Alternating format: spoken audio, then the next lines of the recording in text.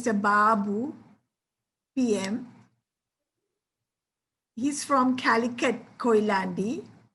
He's running a timber business, and he's been with Dr. Vijayan since 2011. And he has done all the BMS, Billionaire Mindset course, from the first level up to the 10th level. So he's done it all. So I think it will be a great blessing to hear from Mr. Babu this evening. Today, Mr. Babu's subject is the wealth concept of the new entrepreneur generation. So welcome, Mr. Babu.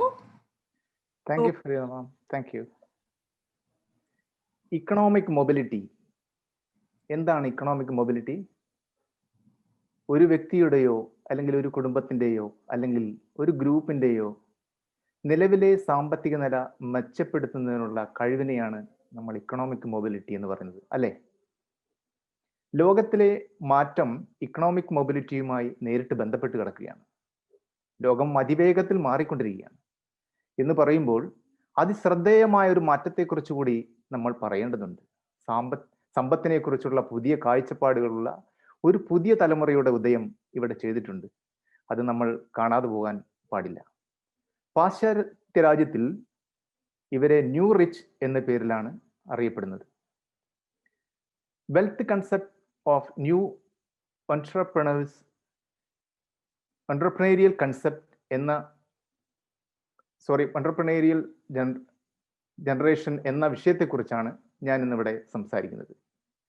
അതിനുവേണ്ടി life ലൈനിൻ്റെ ഈ പ്ലാറ്റ്ഫോമിൽ ഒരു വേദി ഒരുക്കി തന്ന life ലൈനും അതിനെ പിന്നിൽ പ്രവർത്തിക്കുന്ന എല്ലാ അതിൻ്റെ നല്ലവരായ പ്രവർത്തകരും ഞാൻ ഈ നന്ദിപൂർവ്വം സ്മരിക്കുന്നു. അതുപോലെ ഇതിൻ്റെ സുഗമമായ പ്രവർത്തനത്തിന് വേണ്ടി ടെക്നിക്കലി പ്രവർത്തിക്കുന്ന Ginish Kumar, master of ceremonies madam Farida Yusuf, എൻ്റെ EIM-ലെ എല്ലാ സുഹൃത്തുക്കൾ, ഈ സായാഹ്ന വേളയിൽ ഈ സൂമിൽ ഒത്തുകൂടിയിരിക്കുന്ന പോസിറ്റീവ് കൂട്ടായ്മയിലെ അംഗങ്ങളായ ഓരോരുത്തരെയും ഞാൻ എൻ്റെ നമസ്കാരം. എൻ്റെ പ്രിയപ്പെട്ട ഗുരുനാഥനായ വിജയൻ സാറിൻ്റെ അനുഗ്രഹത്തോടുകൂടി വെൽത്ത് കൺസെപ്റ്റ് എന്ന new concept of new entrepreneurial generation എന്ന വിഷയത്തെക്കുറിച്ച് നമുക്ക് പരിശോധിക്കാം. ന്യൂ ജനറേഷൻ എന്ന് പറയുമ്പം ഓൾഡ് ജനറേഷനിൽ നിന്നും ഐഡിയ ബേസ്ഡ് ആണ് അവർ. കുറഞ്ഞ ഇഫക്റ്റ്, കൂടുതൽ റിസൾട്ട്, സ്മാർട്ട് വർക്ക്, ഇതെല്ലാം അവരുടെ മുഖമുദ്രകളാണ്. ന്യൂ റിച്ച് ജീവിതശൈലി, അടിസ്ഥാന പ്രമാണങ്ങൾ എന്നിവ പരിശോധിക്കുമ്പോൾ നമുക്ക് ലഭിക്കുന്ന ധാരാളം പോയിന്റുകളിൽ 8 പോയിന്റുകളാണ് അതിനെക്കുറിച്ച് ഞാനിവിടെ പരാമർശിക്കാൻ ഉദ്ദേശിക്കുന്നത്. അതിൽ ഒന്നാമത്തത് ഫോക്കസ് എന്നതാണ്.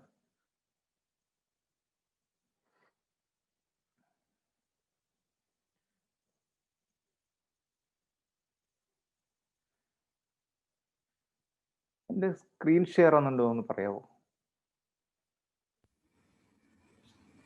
ഷെയർ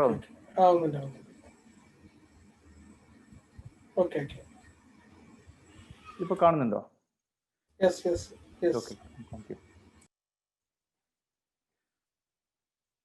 ഫോക്കസ് എന്നതുകൊണ്ട് നമ്മൾ ഉദ്ദേശിക്കുന്നത്, സാറിൻ്റെ തന്നെ ലാംഗ്വേജ് പറയുകയാണെങ്കിൽ 1/999.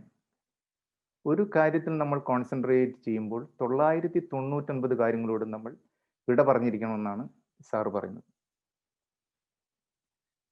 ഇത് ബ്രൂസ്ലിയുടെ ഒരു പ്രസിദ്ധമായ കോട്ടാണ്. I fear not the man who has practised 10,000 kicks once, but I fear the man who has practised 1 kick 10,000 times.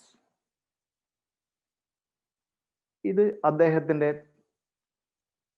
ഒരു ഫോക്കസ് ആണ് നമ്മൾ അതിൽ ഉദ്ദേശിക്കുന്നത്. ഇനി നമ്മൾ ഉദ്ദേശിക്കുന്നത് ഏതൊരു നമ്മുടെ ഇവിടെ കൂടിയിരിക്കുന്നതിൽ ചിലപ്പോൾ ഓൺട്രപ്രണേഴ്സ് ആയിട്ടുള്ള കുറേ ആളുകൾ ഉണ്ടാവും, ഓൺട്രപ്രണേഴ്സ് ആവാൻ താല്പര്യപ്പെടുന്ന ആളുകൾ ഉണ്ടാവും, അല്ലെങ്കിൽ ചില പ്രത്യേക കാരണങ്ങളോ അല്ലെങ്കിൽ ഒരു റീസണോ കിട്ടിയാൽ മതി ചിലപ്പോൾ അവർ ഓൺട്രപ്രണേഴ്സ് ആയി മാറിയേക്കാം. അവരിൽ അങ്ങനെ ഒരു അഗ്നി ഉണ്ടെങ്കിൽ അവരതായിത്തീരും. അതിനുള്ള ഒരു മാർഗത്തിലൂടെയാണ് നമ്മൾ ഇന്ന് ഇതിലൂടെ കടന്നു പോകാൻ പോകുന്നത്. നമ്മൾക്കെല്ലാവർക്കും അവരുടേതായ ഇൻട്രസ്റ്റുകളും താല്പര്യങ്ങളും ഒക്കെ ഉണ്ട്. ഇപ്പം ചില ആളുകൾക്ക് പാടാൻ ഇഷ്ടമുള്ളവരുണ്ട്, ചില ആൾക്ക് വരയ്ക്കാൻ ഇഷ്ടമുള്ളവരുണ്ട്, ചില ആൾക്കാർ കവിത ചൊല്ലാൻ ഇഷ്ടമുള്ള ആളുകളുണ്ട്. അങ്ങനെ ആളുകളുടെ താല്പര്യങ്ങൾ വ്യത്യസ്തമാണ്. ചില ആളുകൾക്ക് സ്പോർട്സിനോടായിരിക്കും താല്പര്യം. അങ്ങനെ നമുക്ക് താല്പര്യമുള്ള ഒരു വിഷയം നമ്മൾ ചെയ്യുന്നതിനെയാണ് നമ്മൾ ഇൻട്രസ്റ്റ് എന്ന് ഉദ്ദേശിക്കുന്നത്. അത് നമ്മൾ നമ്മുടെ ഒഴിവ് സമയം കിട്ടുമ്പോഴും അല്ലെങ്കിൽ നമുക്ക് ഒരു ബോറ് ഒക്കെ തോന്നുമ്പോൾ വീണ്ടും മുഷിപ്പ് ഒഴിവാക്കാൻ വേണ്ടിയൊക്കെ അടിക്കടി ഇടയ്ക്കൊക്കെ ചെയ്യുന്നുണ്ടെങ്കിൽ അതിനെ നമുക്ക് ഹോബി എന്ന് വേണമെങ്കിൽ പറയാം. ഈ ഹോബി എന്ന് പറയുന്ന അവസ്ഥയിൽ നിന്ന് നമ്മൾ കുറച്ചുകൂടി മുന്നോട്ട് പോകുമ്പോൾ ആമച്ചർ എന്ന് പറയുന്ന ഒരവസ്ഥയിലേക്ക് നമ്മൾ മാറുന്നുണ്ട്. ആ അവസ്ഥയിൽ ഹോബിനേക്കാൾ കൂടുതൽ കാര്യങ്ങൾ ചെയ്യുന്ന സമയത്ത് നമ്മൾ കുറച്ച് പണമൊക്കെ നമ്മുടെ കയ്യിൽ നിന്ന് ചിലവാക്കും. ചിലപ്പോൾ അതിൽ നിന്ന് റിട്ടേൺസ് കിട്ടുന്നുണ്ടാവും. പക്ഷെ അത് റിട്ടേൺസും അതിൻ്റെ വരവും തട്ടിക്കിഴിച്ച് നോക്കുമ്പോൾ നമുക്ക് ചിലപ്പോൾ ലോസൊക്കെ ആയിരിക്കാം. പക്ഷെ എന്നിരുന്നാലും നമ്മളത് തുടർന്നുകൊണ്ടേയിരിക്കും. അതാണ് ആമച്ചർ എന്ന് നമ്മൾ ഉദ്ദേശിക്കുന്നത്. അതിൻ്റെ അടുത്ത സ്റ്റേജിലേക്ക് വീണ്ടും നമ്മൾ അത് തന്നെ തുടർന്ന് പോകുമ്പോൾ നമുക്ക് ആളുകൾ അതിനു വേണ്ടി പേ ചെയ്യുന്നുണ്ടെങ്കിൽ അതിനെ പ്രോ എന്ന് വേണമെങ്കിൽ നമുക്ക് പറയാം. ഈ പ്രോ ലെവലിനെ നമുക്ക് വേണമെങ്കിൽ ബിസിനസ് ആക്കി മാറ്റാം. കാരണം എപ്പോഴാണ് അത് ബിസിനസ് ആക്കി മാറ്റാൻ പറ്റുന്നത്? അതിന് വന്നിരിക്കുന്ന ചെലവുകളും അതിൻ്റെ റിട്ടേൺസും തട്ടിക്കിഴിക്കുമ്പോൾ അതിലൊരു പ്രോഫിറ്റ് വരുന്നുണ്ടെങ്കിൽ നമുക്ക് ഒരു ബിസിനസ് ആക്കി മാറ്റാനുള്ള സാധ്യത അവിടെയുണ്ട്. അടുത്ത ലെവലാണ് league of their own. League of their own എന്ന് പറഞ്ഞാൽ എന്താണ്? ലോകത്തിലെ മിക്ക രാജ്യങ്ങളും അല്ലെങ്കിൽ ലോക ജനസംഖ്യയുടെ ഭൂരിപക്ഷം നമ്മുടെ കഴിവുകളെ അല്ലെങ്കിൽ നമ്മുടെ ഒരു ആക്ടിവിറ്റിയെ അംഗീകരിക്കുന്നുണ്ടെങ്കിൽ അത് ലീഗ് ഓഫ് ദെയർ ഓൺ എന്ന് വേണമെങ്കിൽ നമുക്ക് പറയാം. അതിന് ഉദാഹരണമായി ആമസോൺ, ഗൂഗിൾ, മൈക്രോസോഫ്റ്റ്, അതേപോലെ ആപ്പിൾ, ഇതെല്ലാം അതിന് ഉദാഹരണമാണ്. പക്ഷെ അതെല്ലാം നമുക്ക് ശരിക്കും ഒരു കൗണ്ടബിൾ ആണ്. അത്രയും വലിയ ലെവലിലേക്ക് എത്തുന്ന കമ്പനികളെല്ലാം കുറവായിരിക്കും. പക്ഷെ പ്രോ ലെവലിൽ നമുക്ക് ഒരു സ്മോൾ സ്കെയിൽ ഇൻഡസ്ട്രി തുടങ്ങി വിജയിപ്പിക്കാൻ തന്നെ എത്രയോ ആളുകൾ നമ്മുടെ നാട്ടിൽ, അത് രാജ്യത്തിന്റെ ലെവലുണ്ടാവും, ചിലപ്പോൾ ചില സ്റ്റേറ്റിലേ ഉണ്ടാവുള്ളൂ, ചിലപ്പോൾ ഒരു പ്രദേശത്ത് മാത്രം ഉണ്ടാവും, ചിലപ്പോൾ ഒരു ചെറിയ സ്ഥലത്ത് മാത്രം ഉണ്ടാവും. അങ്ങനെയുള്ള ഒരു പ്രോ ലെവലിനെ കുറിച്ച് നമുക്കൊന്ന് പരിശോധിക്കാം. എങ്ങനെയാണ് നമുക്കതൊരു കമ്പനിയാക്കി മാറ്റാൻ കഴിയുന്നത്, അല്ലെങ്കിൽ അതൊരു സ്മോൾ സ്കെയിൽ ഇൻഡസ്ട്രി ആക്കി മാറ്റാൻ പറ്റുന്നത്? നമുക്കറിയാം, മുമ്പ് കാലഘട്ടങ്ങളിൽ നമുക്കൊരു കഴിവുണ്ടെങ്കിൽ നമ്മുടെ കഴിവ് ആരിലാണ് നമ്മുടെ ഈ കഴിവ്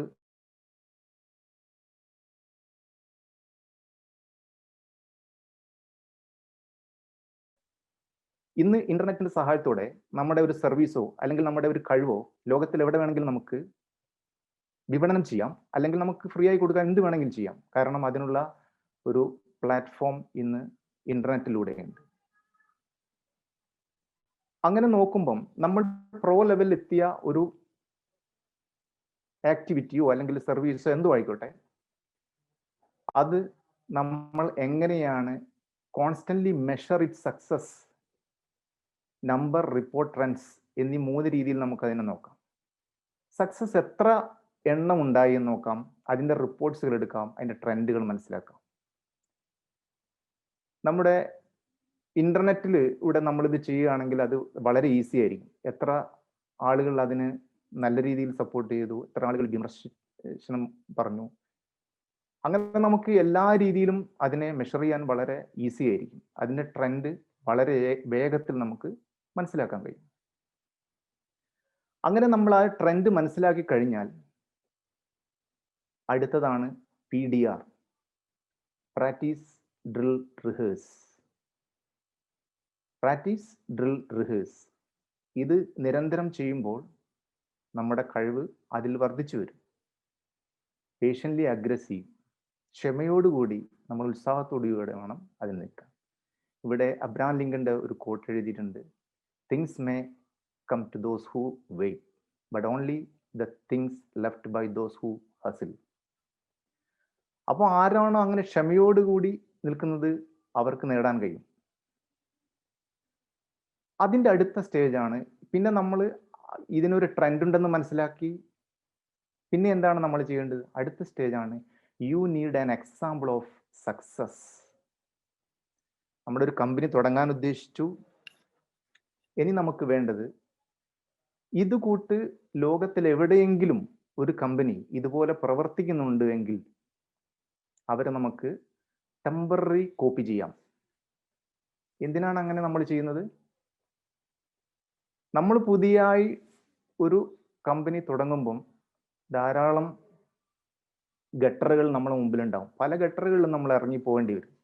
പക്ഷെ നമ്മുടെ മുമ്പിൽ അതേപോലെ ഉള്ള ഒരു കമ്പനി ഒരുപാട് ഗട്ടറുകൾ ഇറങ്ങി സക്സസ്ഫുൾ ആയിട്ടുണ്ടെങ്കിൽ അവരുടെ പാത പിന്തുടരുന്നതായിരിക്കും അഭികാമ്യം. അതുകൊണ്ട് നമ്മൾ ആദ്യം താൽക്കാലികമായി you need an example of success organization or any company. Desire and it matters to you. ഇത് നമ്മുടെ തീവ്രമായ ആഗ്രഹവും ഇതിൻ്റെ പിന്നിലുണ്ടായാലും ഇത് നടക്കുകയുള്ളൂ. അത് നമ്മൾ പ്രത്യേകം ശ്രദ്ധിക്കണം. ഇനി നമ്മൾ അങ്ങനെ ഒരു കമ്പനി ഉണ്ടാക്കാൻ തീരുമാനിച്ചു. ഇനി അതിനെ നമുക്ക് എങ്ങനെ എന്ന് നോക്കാം. അതിൽ ഒരു ട്രെൻഡ് എന്ന് പറയുന്ന സംഭവം നമുക്ക് മനസ്സിലായി. ഒരു ട്രെൻഡ് ഉണ്ടെന്നുള്ളത് മനസ്സിലായി. അപ്പം നമുക്കൊരു ഫ്യൂച്ചർ ഉണ്ടെന്നുള്ളത് മനസ്സിലായി. പിന്നെ നമുക്ക് വേണ്ടത് എന്താണ്?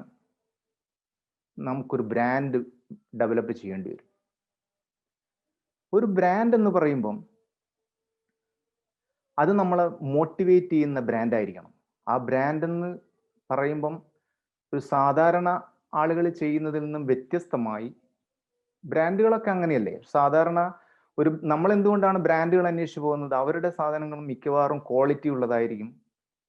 നമ്മൾ പേ ചെയ്യുന്ന പണത്തിന് റിട്ടേൺ നമുക്ക് കിട്ടും. ഇങ്ങനെയുള്ള പല ഉറപ്പുകൾ മേലാണ് ബ്രാൻഡ് നിലനിൽക്കുന്നത്. അതുപോലുള്ള ഒരു ബ്രാൻഡ് നമ്മൾ ഉണ്ടാക്കാൻ തുടങ്ങുമ്പോൾ അത് നമ്മുടെ മോട്ടിവേറ്റ് ചെയ്യുന്ന ഒരു ബ്രാൻഡ് ആയിരിക്കണം. അങ്ങനെയാണെങ്കിൽ അവിടെ ഒരു ഇന്നോവേഷൻ ഉറപ്പാണ്. നമുക്കൊരു ട്രെൻഡ് ഉണ്ട്, നമ്മുടെ ബ്രാൻഡും ഉണ്ട്, അവിടെ ഒരു ഇന്നോവേഷൻ സംഭവിച്ചിരിക്കും. പിന്നെ നമ്മൾ ഒരു കോമ്പറ്റേറ്റേഴ്സിനോ അല്ലെങ്കിൽ ഓൾറെഡി ഉള്ള ഒരു കമ്പനിയോ നമ്മൾ വാച്ച് ചെയ്യാണ്. അപ്പം അവരിൽ നിന്നും പാസ്റ്റ് ഇഫക്റ്റ് പലതും നമുക്ക് പഠിക്കാൻ പറ്റും. എന്തുകൊണ്ട് അവരുടെ കസ്റ്റമർ റിട്ടൻഷൻ അവർക്ക് സംഭവിച്ചു, അല്ലെങ്കിൽ എന്തുകൊണ്ട് അവർ ഇത്ര കാലത്തിൽ ഈ ഗ്രോത്ത് ഉണ്ടാക്കി, അതെങ്ങനെ ഉണ്ടാക്കി എന്നുള്ളതൊക്കെ നമുക്ക് അതിൽ നിന്ന് പഠിക്കാൻ പറ്റും. അങ്ങനെയാണെങ്കിൽ നമുക്ക് അതിൽ നിന്ന് ഒരു ഇൻഡിഫറൻഷിയേറ്റ് ആയിട്ടുള്ള ഒരു കമ്പനി നമുക്ക് ആ ഒരു അറിവിൽ നിന്ന് ഉണ്ടാക്കാൻ പറ്റും. പിന്നെ നമുക്ക് എന്താണ് വേണ്ടത്? നമ്മുടേതായ കസ്റ്റമേഴ്സ് വേണം. കസ്റ്റമേഴ്സ് എപ്പോഴും നമ്മളെ മോട്ടിവേറ്റ് ചെയ്യുന്ന കസ്റ്റമേഴ്സ് ആയിരിക്കണം. നമ്മളെ മോട്ടിവേറ്റ് ചെയ്യുന്ന കസ്റ്റമേഴ്സ് ആയിരിക്കണം എന്ന് പറയാൻ കാരണം എന്താണ്? നമ്മുടെ ബ്രാൻഡ് അവർക്ക് കിട്ടിയേ മതിയാവൂ എന്ന് അവർക്ക് തോന്നണം. ആ രീതിയിലുള്ള കസ്റ്റമേഴ്സിനെ നമ്മൾ ഉണ്ടാക്കണം.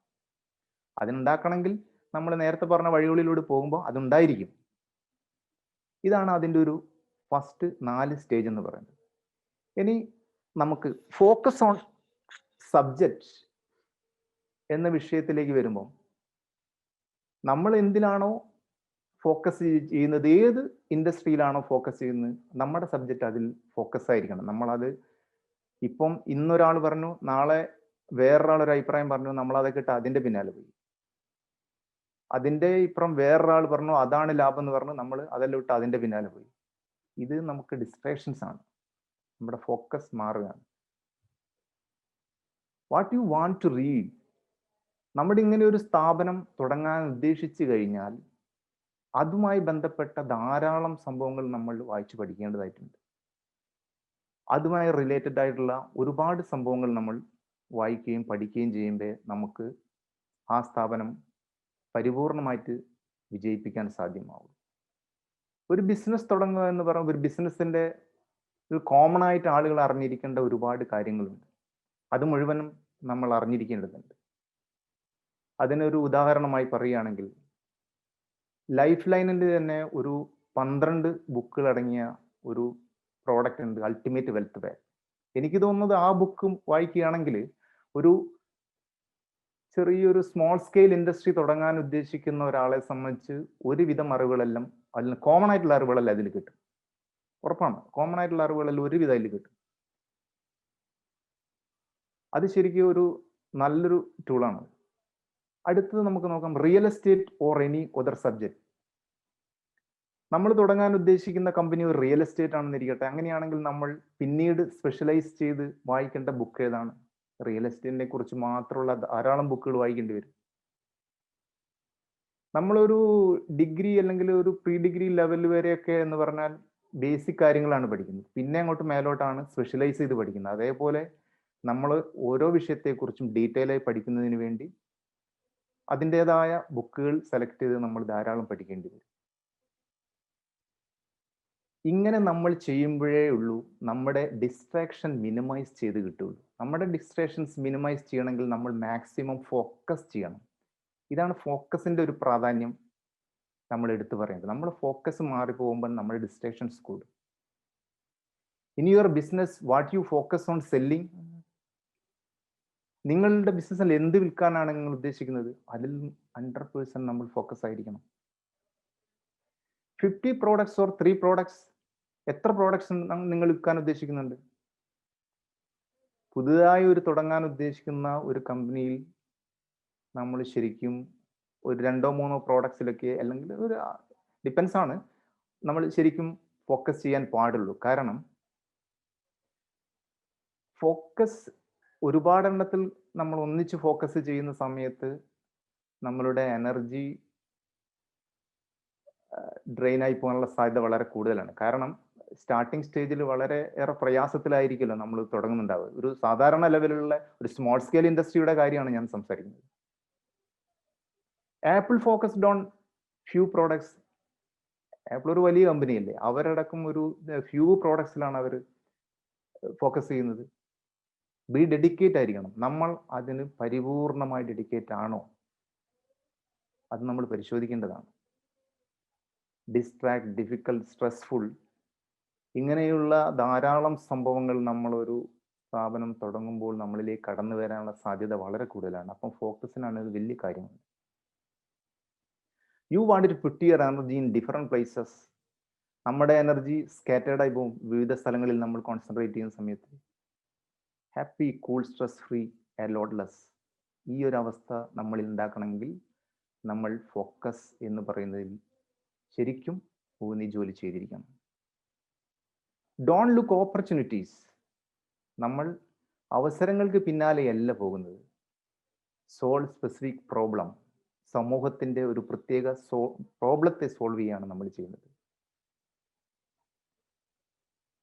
U like to stay in your comfort zone. ഏതാണ് അവസ്ഥ? നമ്മൾ കമ്പനിയൊക്കെ തുടങ്ങി, ചിലപ്പം ഒരു നല്ല വിറ്റുവരവും നടക്കുന്നുണ്ട്, പ്രോഫിറ്റും കിട്ടുന്നുണ്ട്. അപ്പം പിന്നെ നമുക്ക് ഈ ഒരു സാധ്യത ഉണ്ടാകാനുള്ള സാധ്യത വളരെ കൂടുതലാണ്. നമ്മൾ പിന്നെ ഒരു കംഫർട്ട് സോണിലേക്ക് വരും. കാരണം നമുക്ക് ലാഭമൊക്കെ ഇഷ്ടം പോലെ കിട്ടുന്നുണ്ടല്ലോ. അതേപോലെ തന്നെ you think it's path to quick money. പെട്ടെന്ന് പണം ഉണ്ടാക്കാനുള്ള ഒരു മാർഗമാണെന്നുള്ള രീതിയിലും നമ്മളത് കണ്ടുകളയും. You are a procrastinator. നമ്മളൊരു പ്രൊക്രാസ്റ്റിനേറ്ററായി മാറും. പല കമ്പനികളും നമുക്കറിയാം 5 വർഷം കഴിഞ്ഞ് പൊളിഞ്ഞു പോകുന്ന കമ്പനിയുണ്ട്, 10 വർഷം കഴിഞ്ഞ് പൊളിഞ്ഞു പോകുന്ന കമ്പനിയുണ്ട്. എന്നാൽ എല്ലാ കാലവും സസ്റ്റെയിൻ ചെയ്യുന്ന കമ്പനികളും ഉണ്ട്. അതേതാണ് നമുക്ക് പരിശോധിക്കാം. ഇനി ഒരു കമ്പനിയിൽ നമ്മൾ measure is equal to growth എന്ന് പറയുന്ന ഇതിലേക്ക്, measure is equal to growth. നമ്മുടെ ഗ്രോത്തിനെ നമ്മൾ മെഷർ ചെയ്യണം. നമ്മുടെ സെയിലിന് നമ്മൾ ഒരു കൗണ്ടിങ് എത്ര സെയിൽ നടന്നു ഈ മാസം, അല്ലെങ്കിൽ ഈ വർഷം, അല്ലെങ്കിൽ ഈ ഒരു ദിവസം, എങ്ങനെയാണ് അതിനെ നമുക്ക് എങ്ങനെ വേണമെങ്കിൽ കൗണ്ട് ചെയ്യാം. നമ്മുടെ ലീഡ്സിനെ നമുക്ക് കൗണ്ട് ചെയ്യാം. ഇപ്പൊ സോഷ്യൽ മീഡിയക്ക് ഉപയോഗിച്ച് നമ്മൾ ലീഡ്സ് എടുക്കുകയാണെങ്കിൽ 10,000 കണക്കിൽ ലീഡ്സ് ഒക്കെ നമുക്ക് വരും. അപ്പൊ ഈ ലീഡ്സിൽ നിന്ന് നമുക്ക് റവന്യൂ അല്ലെങ്കിൽ സെയിൽസോ ആയിട്ട് മാറുന്നത് എത്ര ശതമാനമാണ്? വളരെ കുറഞ്ഞ ശതമാനം. അതൊക്കെ ചിലപ്പോൾ ഡിപ്പെൻസ് ആണ്. അപ്പൊ നമ്മുടെ ലീഡ്സ് എപ്പോഴും നമ്മൾ കൂട്ടിക്കൊണ്ടിരിക്കണം. നല്ല ലീഡ്സ് ആണോ എന്ന് വിലയിരുത്തണം. ഇതെല്ലാം നമ്മൾ മെഷർ ചെയ്തുകൊണ്ടിരിക്കണം. നമ്മുടെ റവന്യൂ എത്രയാണ്? നമ്മുടെ റവന്യൂ നമ്മൾ മെഷർ ചെയ്യണം. നമ്മുടെ എൻഗേജ്മെന്റിനെ നമ്മൾ മെഷർ ചെയ്യണം. എൻഗേജ്മെന്റ് എന്ന് പറഞ്ഞാൽ നമ്മളിപ്പം നമ്മുടെ വെബ്സൈറ്റിൽ എത്ര ആളുകൾ കയറി ഇറങ്ങുന്നുണ്ട് ഒരു ദിവസം, അല്ലെങ്കിൽ നമ്മൾ തന്നെ എത്ര കാര്യങ്ങൾ എൻഗേജ് ആവണം, അല്ലെങ്കിൽ നമ്മുടെ ഓരോ സ്ഥാനത്തിരിക്കുന്ന ആളുകൾ എങ്ങനെ ഇങ്ങനെ എൻഗേജ്മെന്റ് എല്ലാം നമ്മൾ മെഷർ ചെയ്യണം. വെബ്സൈറ്റിൽ തന്നെ നമ്മൾ നമ്മുടെ എൻഗേജ്മെന്റ് കൂട്ടുന്നത് തന്നെ നമ്മൾ അതിനെ ട്രാക്കിംഗ് ചെയ്യണം, അനലിറ്റിക്സ് ചെയ്യണം, പിന്നെ അതിനെ ഇംപ്രൂവ് ചെയ്യണം. ഈ രീതിയിലുള്ള കാര്യങ്ങൾ നമ്മൾ നിരന്തരം നടത്തിക്കൊണ്ടിരിക്കണം. ഇനി അടുത്ത ഒരു സ്റ്റേജാണ് ക്യാഷ്. എന്താണ് ക്യാഷ് എന്ന് പറഞ്ഞാൽ? Knowledge, attitude, habit, skill. ഇതൊരു ടൂളാണിത്. ഇത് നമ്മുടെ കമ്പനിയിൽ നമുക്ക് ഉപയോഗിക്കേണ്ട ഒരു ടൂളാണ്. നമ്മുടെ കമ്പനിയിലുള്ള ഒരു പുതിയ സ്റ്റാഫ് വന്നാൽ അദ്ദേഹത്തിന് ആദ്യം അതിൻ്റെ നോളജ് കൊടുക്കുന്നു. പിന്നെ അദ്ദേഹത്തിന് ആ ആറ്റിറ്റ്യൂഡ് ഉണ്ടോ എന്ന് നമ്മൾ പരിശോധിക്കുന്നു. അങ്ങനെ ഒരു ആറ്റിറ്റ്യൂഡ് ഇല്ലാത്തവൻ അതൊരിക്കലും ചെയ്യാൻ സാധ്യമല്ല. ആ ആറ്റിറ്റ്യൂഡ് അദ്ദേഹത്തിന് ഉണ്ടാവുകയും അത് നോളജ് കിട്ടുകയും ചെയ്യുമ്പം അതൊരു ഹാബിറ്റായി മാറുന്ന സമയത്ത് അദ്ദേഹത്തിന് ആ സ്കില്ല് കയ്യിൽ കിട്ടിയെന്ന് പറയാം. അങ്ങനെ വീണ്ടും വേറെ നോളജ് എടുക്കുന്നു, ആറ്റിറ്റ്യൂഡ്, ഹാബിറ്റ്, സ്കിൽ. അങ്ങനെ നമുക്ക് ഇതൊരു ടൂളായിട്ട് ഉപയോഗിക്കാം. ഇതിൽ ഒരു 5 ഒരു സ്കില്ലിനെ കുറിച്ച് ഇവിടെ നമ്മൾ വെറുതെ ഒന്ന് പറഞ്ഞു. ഒരുപാട് സ്കില്ലുകൾ നമ്മളെ ഒരു സ്ഥാപനത്തിൽ വേണം. അപ്പം കമ്മ്യൂണിക്കേഷനുള്ള ഒരു സ്കില്ല്, ആ മേഖലയിൽ കമ്മ്യൂണിക്കേഷനായിട്ട് ബന്ധപ്പെട്ട നമ്മുടെ ഒരു സ്റ്റാഫിന് ഉണ്ടെങ്കിൽ എത്രയുണ്ട്, അതിനുള്ള നോളജ് ഉണ്ടോ, അതിനുള്ള ആറ്റിറ്റ്യൂഡ് ഉണ്ടോ, അത് ഹാബിറ്റായോ, അത് സ്കില്ലായോ, അങ്ങനെ അതൊന്ന്. പിന്നെ സെല്ലിംഗ് ഒരു പ്രധാനപ്പെട്ട ഏരിയ ആണ്. സെല്ലിങ്ങിനെ കുറിച്ച് ഒരുപാട് പഠിക്കേണ്ടതുണ്ട്. അതിനുള്ള ആറ്റിറ്റ്യൂഡ് ഉണ്ടോ, ഹാബിറ്റ് ഉണ്ടോ, സ്കില്ലുണ്ടോ. ഒരു സ്ഥാപനത്തിന്റെ നെടും തൂൺ എന്ന് പറയുന്നത് അതിന്റെ സെല്ലിങ് തന്നെയാണ്. ആ സെല്ലിങ്ങുമായി ബന്ധപ്പെട്ട് നമ്മൾ നന്നായി പഠിക്കേണ്ടതുണ്ട്. നന്നായി പഠിക്കണം. അല്ലാതെ ഒരു സ്ഥാപനം ഒരിക്കലും വിജയിക്കാൻ പോകുന്നില്ല. അതിന് എനിക്ക് തോന്നുന്നു ലൈഫ് ലൈൻ്റെ തന്നെ ഏറ്റവും ഒരു എക്സലന്റ് ക്ലാസ് ഉണ്ട്. എനിക്ക് തോന്നുന്നത് NLP sales mastery. Excellent class ആണ്. അതിലുള്ള ടൂളെല്ലാം നമ്മൾ കൃത്യമായി ഉപയോഗിച്ച് പഠിക്കുകയാണെങ്കിൽ പരാജയത്തിനുള്ള സാധ്യത വളരെ കുറയും. അത് ഉറപ്പാണ്, യാതൊരു സംശയമില്ല. പക്ഷെ നമ്മൾ അതിൽ കറക്റ്റ് വർക്ക് ചെയ്യുകയും അതിനെ മെഷർ ചെയ്യുകയും അതിനുള്ളൊരു വിങ് നമ്മുടെ കൂടെ ഉണ്ടെന്ന് നമ്മൾ ഉറപ്പുവരുത്തുകയും അതിനെപ്പോഴും മോണിറ്ററിങ് ചെയ്യുകയും വേണം. പിന്നെ ഫോക്കസ്. ഓരോ സംഗതിയിലും നമ്മൾ ഫോക്കസ്ഡ് ആയിരിക്കണം. അതാത് മേഖലകളിൽ അതാത് ആളുകൾ അതിൽ ഫോക്കസ്ഡ് ആണോ, ഇല്ലെങ്കിൽ അവർക്ക് അതിൻ്റെ ട്രെയിനിങ് കൊടുക്കണം. കണ്ടിന്യൂസ് ആയിട്ട് ലേൺ ചെയ്യണം. നമ്മുടെ ഫാക്ടറിയിൽ ഉള്ള മാറ്റങ്ങൾ എന്തൊക്കെയാണ് ഇനി വേണ്ടത്, അടുത്ത സ്റ്റേജിലേക്ക് ഇനി എന്തൊക്കെയാണ്. ഇപ്പൊ ഒരു 10 പ്രോഡക്ട്സ് നമ്മൾ വിൽക്കുന്നുണ്ട്. ഈ 10 പ്രോഡക്ട്സ് എത്ര കാലം വരെ ഓടും? ചിലപ്പോൾ 2-3 വർഷം ആ പ്രോഡക്ട്സ് അതേ രീതിയിൽ നമുക്ക് വിൽക്കാൻ പറ്റും. 3-ാമത്തെ വർഷം ചിലപ്പോൾ അത് ഒബ്സൊലറ്റ് ആളുകൾക്ക് വേണ്ടതാണ്. കാരണം അതിൻ്റെയും വലിയ കഴിവുള്ള, അല്ലെങ്കിൽ അതിനേക്കാൾ വലിയ ക്വാളിറ്റി മേന്മയുള്ള വേറെ കമ്പനി കോമ്പറ്റീറ്റേഴ്സ് ഇറക്കിയിട്ടുണ്ടാവും. അപ്പം നമ്മളത് പഠിക്കുന്നുണ്ടോ? ഇനി എനിക്ക് തോന്നുന്നത് ടയോട്ട പോലെയുള്ള കമ്പനികളൊക്കെ അവരൊരു പ്രോഡക്റ്റ് ഇറക്കി കഴിഞ്ഞാൽ ആ പ്രോഡക്റ്റിന്റെ ഡിമാൻഡ് തീരുന്നതിന് മുമ്പ് അതിനെ ടെർമിനേറ്റ് ചെയ്യും.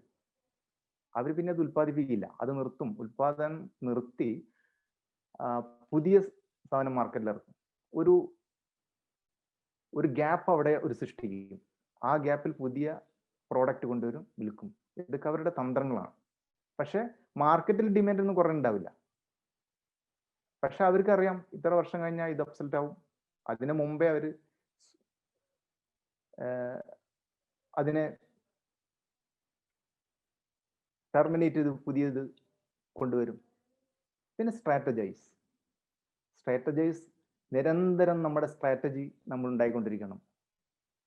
1 വർഷത്തേക്കുള്ള സ്ട്രാറ്റജി, 2 വർഷത്തേക്കുള്ള സ്ട്രാറ്റജി, 6 വർഷത്തേക്കുള്ള സ്ട്രാറ്റജി, 3 വർഷത്തേക്കുള്ളത്. ആ സ്ട്രാറ്റജീസ് ചെയ്യുമ്പം അതിൻ്റെ ഉത്തരവാദപ്പെട്ട ആളുകൾ ആരൊക്കെയാണ്, അതിൻ്റെ ചാർജ് ആർക്കാണ്, അവരെങ്ങനെയാണ് അതിനെ ലീഡ് ചെയ്യുന്നത്, അതെല്ലാം നമ്മൾ കറക്റ്റ് മെഷർ ചെയ്തിരിക്കണം. ഇതാണ് ക്യാഷ് കൊണ്ട് നമുക്ക് ചെയ്യാൻ പറ്റുന്നത്. അങ്ങനെ നമ്മൾ അങ്ങനെ ഒരു കമ്പനിയൊക്കെ ഉണ്ടാക്കി നമുക്ക് അങ്ങനെ വിജയകരമായിട്ട്, അത് കുറച്ച് കാര്യങ്ങളാണ് ഞാൻ പറഞ്ഞത്. ഇനി ഞാൻ ഇതിൽ രണ്ടാമത്തെ ന്യൂ എന്റർപ്രണേഴ്സിന്റെ വേറൊരു പ്രത്യേകത നമ്മളിൽ നിന്നും വ്യത്യസ്തമായി തോന്നുന്നത്, അവരുടെ റിട്ടയർമെന്റ് ഇൻവെസ്റ്റ് നമ്മൾ ചെയ്യുന്നതിൽ നിന്നും വ്യത്യസ്തമായിട്ടാണ് അവർ ചെയ്യുന്നത്. മുമ്പ് കാലങ്ങളിലൊക്കെ ജോലി ചെയ്യുന്ന ആളുകളായാലും ശരി, അല്ലെങ്കിൽ ചെറിയ കമ്പനികൾ നടത്തുന്ന ആളുകളായാലും ശരി, അവരുടെ എല്ലാം ഇൻവെസ്റ്റ്മെന്റ് അവർ റിട്ടയർമെന്റ് കാലഘട്ടത്തിലേക്ക് മാത്രം മാറ്റിവെക്കുകയാണ്. എല്ലാം റിട്ടയർമെന്റിൽ ഉപയോഗിക്കാൻ വേണ്ടിയൊക്കെ മാറ്റിവെക്കുകയാണ്. അവർ ജീവിതം ശരിക്കും എൻജോയ് ചെയ്യാതെ മാറ്റിവെക്കുകയാണ്. They understand return, but they do not understand inflation. Inflation സംഭവിക്കുന്നത് അവർക്ക് മനസ്സിലാകുന്നില്ല. They understand how income compound, but do not understand how inflation discompound. Inflation എങ്ങനെയാണ് ഡിസ്കോമ്പൗണ്ട് ചെയ്യുകയാണെന്നുള്ളതും അവർക്കറിയില്ല. പക്ഷെ അവർ ഇൻകം കോമ്പൗണ്ട് ചെയ്യുന്നു. If there is no inflation in the world, will be happy stretch of golden years, but that will not happen.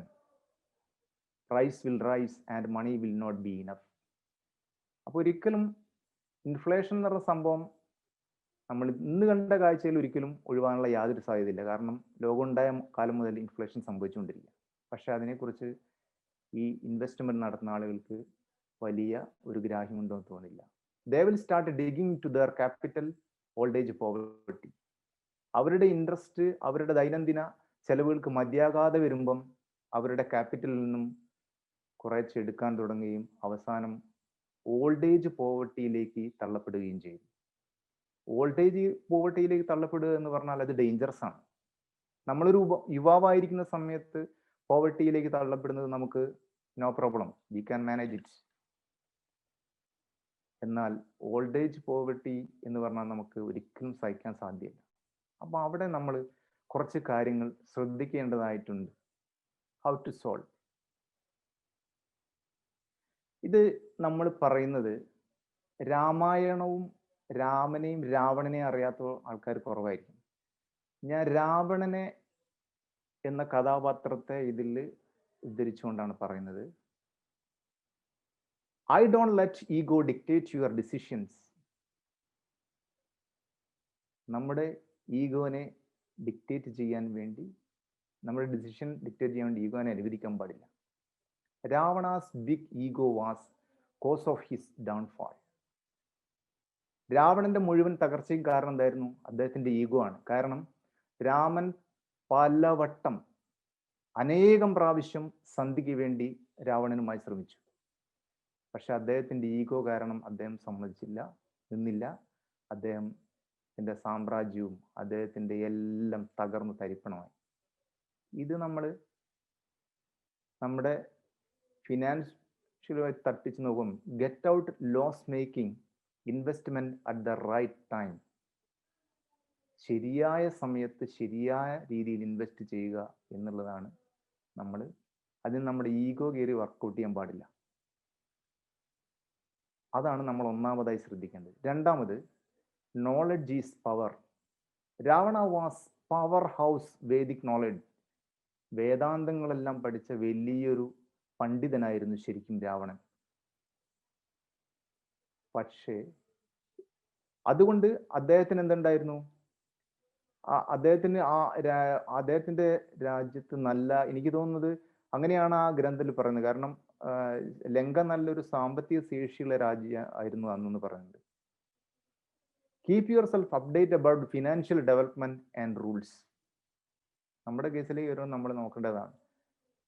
നമ്മുടെ financial ഡെവലപ്മെന്റും റൂൾസും നമ്മൾ update ചെയ്യുകയും കൃത്യമായി മനസ്സിലാക്കുകയും അതിൻ്റെ റൂൾസും എല്ലാം നമ്മൾ മനസ്സിലാക്കണം, അതിൻ്റെ ഡെവലപ്മെന്റും ഒക്കെ. പലപ്പോഴും ആളുകൾ നമ്മുടെ ബ്രോക്കേഴ്സോ അല്ലെങ്കിൽ മറ്റാരെയും പറയുന്ന അവർ പറയും, നമ്മൾ എടുക്കും, അത് കഴിഞ്ഞ് നമ്മൾ ആ ഭാഗേ നോക്കില്ല. One mistake can wash years of reputation. നമ്മളുടെ ഒരു മിസ്റ്റേക്ക് മതി നമ്മളുടെ വർഷങ്ങളായിട്ടുള്ള റെപ്യൂട്ടേഷൻ തകർത്ത് കളയാൻ. Kidnapping Sita eclipsed all of Ravana's other accomplishments. സീതയെ അപഹരിക്കുക എന്ന ഒരൊറ്റ കാരണം കൊണ്ട് രാവണന്റെ എല്ലാ നേട്ടങ്ങളും അതോടുകൂടി എല്ലാം തകർന്ന് തരിപ്പണായി.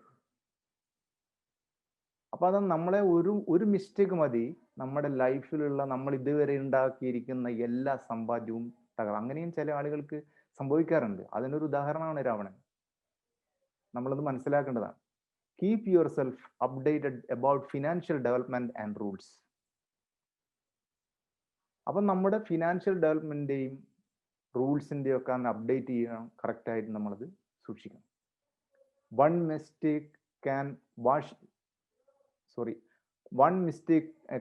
Your years of reputation. അപ്പം അതിൽ നമ്മൾ എന്താണ് മനസ്സിലാക്കേണ്ടത്? Equity funds for the long term without being affected by short term noises.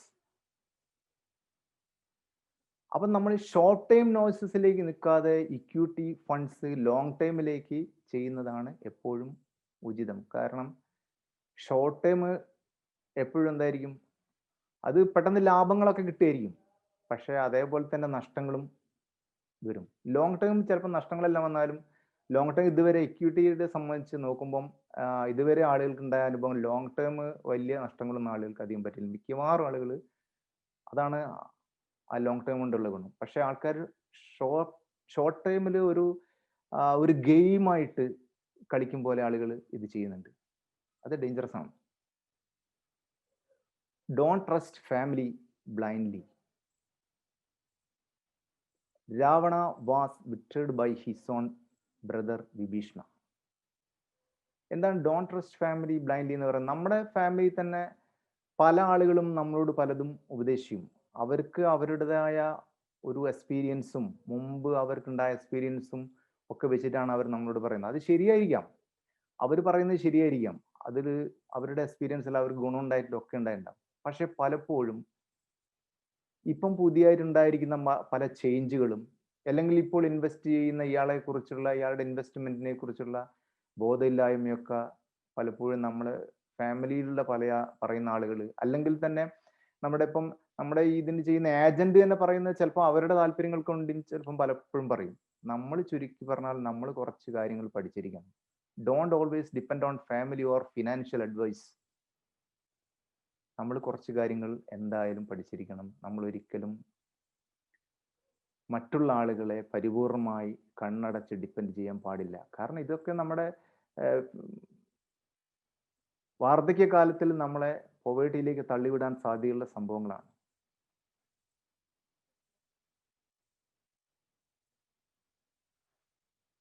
Hard work is important for success. Ravana did thousands of years to appease Lord Shiva.